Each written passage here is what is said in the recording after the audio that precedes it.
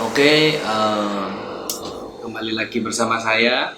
Kali ini saya akan membahas tentang basic dari fotografi dan videografi seperti itu, di mana setiap foto dan video akan membutuhkan komposisi, framing seperti itu. Jadi yang kita bahas kali ini adalah sebenarnya adalah komposisi, dan framing itu ada di dalam komposisi seperti itu.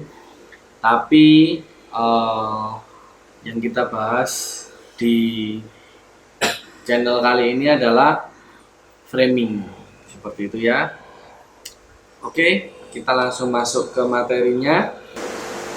Komposisi itu ada beberapa hal di dalamnya, yaitu ada framing, rule of third, headroom, newsroom, dramatic angle, dan focal length.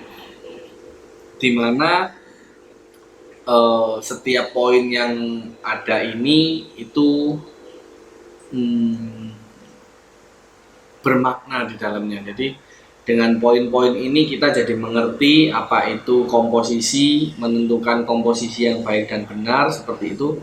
Cuman di channel kali ini kita cuman membahas tentang framing atau type of shot seperti itu.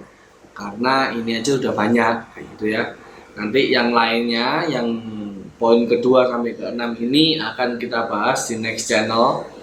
Akan saya buat lagi materinya seperti itu. Nah, kali ini kita masuk. Arti dari komposisi sendiri adalah angle, di mana kita menentukan komposisi dari suatu gambar yang kita record atau kita capture seperti itu, yang hasilnya akan menceritakan sesuatu, jadi menunjukkan sesuatu, nggak cuman asal gambar aja, tapi gambar ini bermakna, memiliki makna tertentu atau memiliki cerita tertentu di balik semua itu. Oke, ya. Nah, komposisi framing type of shot ini ada beberapa ukuran pengambilan gambar yang standar atau umum dipakai. Jadi nama-nama yang saya pakai di sini itu sudah standar internasional, semuanya memakai nama ini seperti itu. Jadi master atau stabilizing shot, atau kita juga sering sebutnya dia long shot kayak gitu. Lalu ada full shot, ada medium shot, ada medium close up, lalu ada close up seperti itu. Nah, untuk yang extreme close up ini sendiri memang sengaja nggak aku bahas karena memang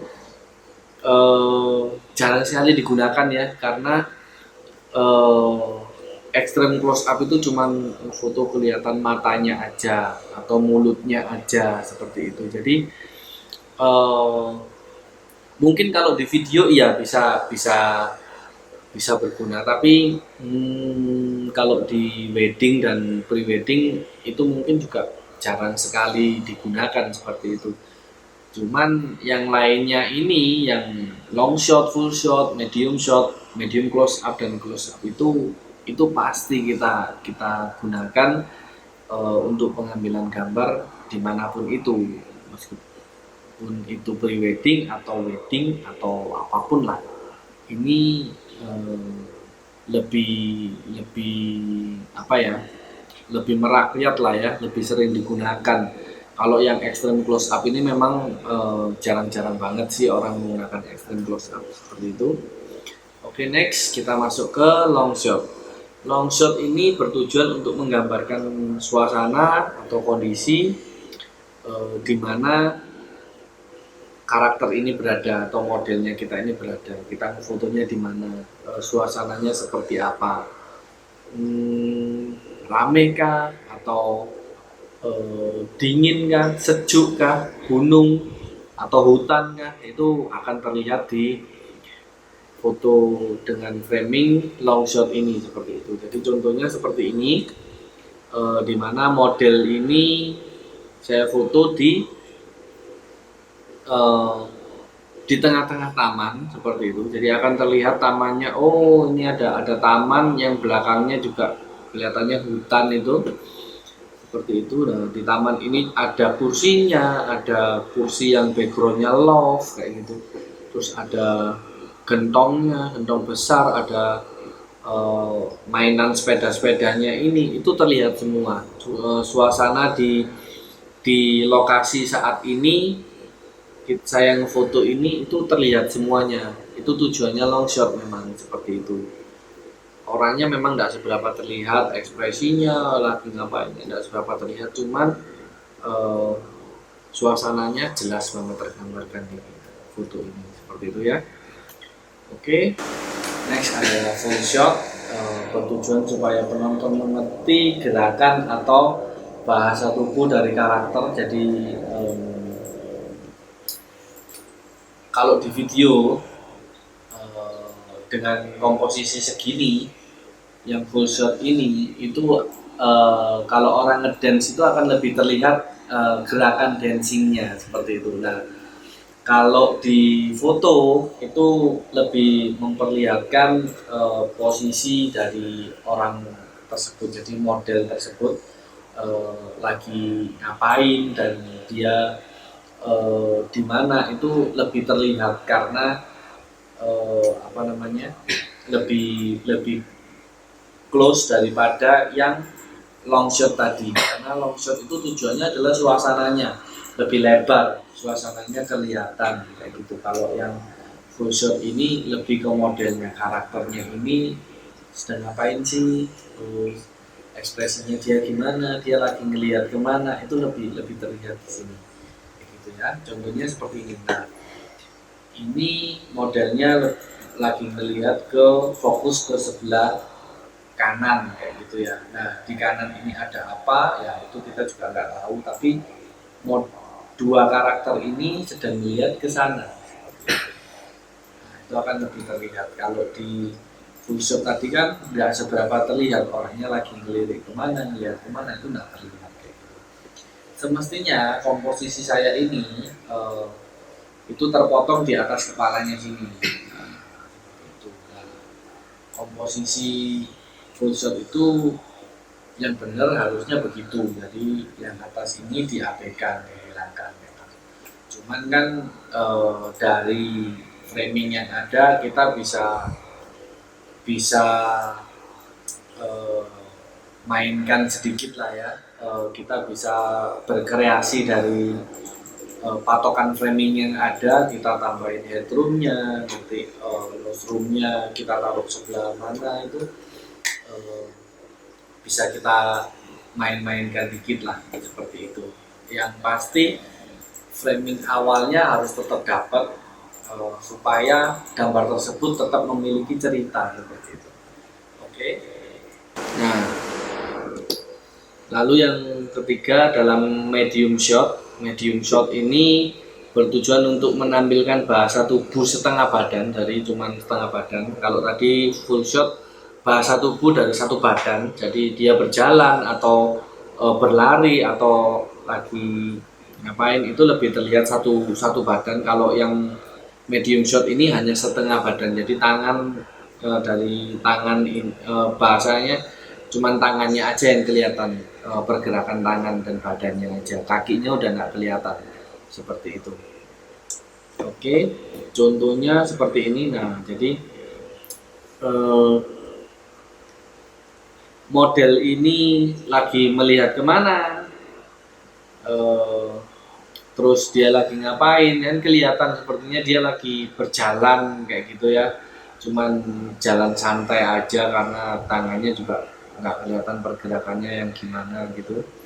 Jadi kan terlihat mereka berjalan, tapi di medium shot ini juga masih terlihat suasana, dia di tengah keramaian lah. Ini ada di jalan yang rame kayak gitu, bahkan ada orang yang ngefoto juga di sini, masih kelihatan ya, suasana juga masih tergambar. Cuman intinya adalah ekspresi dari mereka ini, mereka lagi gandengan, lagi tersenyum. Nah, itu terlihat banget.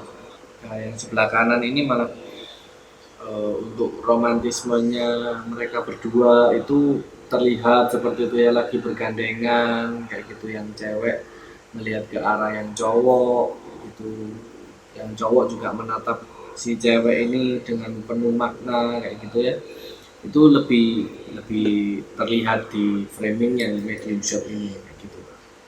Oke, seperti itu. Selanjutnya adalah medium close up, bertujuan untuk menangkap ekspresi wajah dari karakter, jadi ekspresinya akan lebih terlihat di medium close up ini gitu karena lebih close. Nah, ini contohnya seperti ini.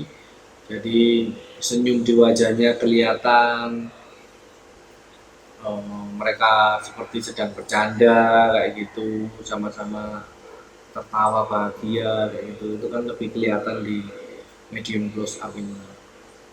Oke, seperti itu. Nextnya kita lihat untuk close up, bertujuan untuk menampilkan ekspresi wajah karakter dengan penekanan lebih, jadi lebih ditekankan lagi ekspresinya. Contohnya, nah kayak gini, jadi tertawanya kelihatan, matanya ngelirik kemana itu lebih terlihat karena ini close up kayak gitu. Jadi untuk ini juga pandangan wajahnya kemana seperti itu akan kelihatan lebih lebih terlihat ya, karena close up itu bertujuan untuk ke ekspresinya.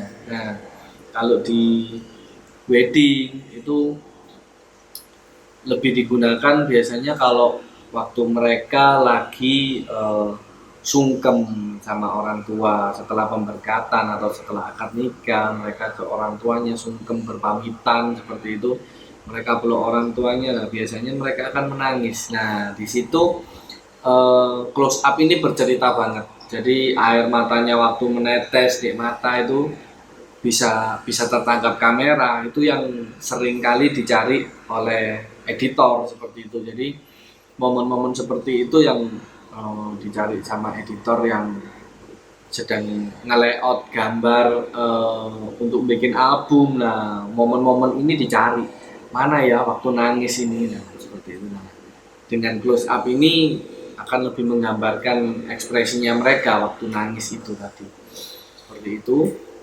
Next, ini ada framing cutting point. Jadi ketika kita mengambil satu framing, satu komposisi seperti itu, kita juga harus memposisikan gambar di antara garis persendian, hindari perpotongan gambar di persendian. Jadi pemotongannya nggak sembarangan seperti itu. Jadi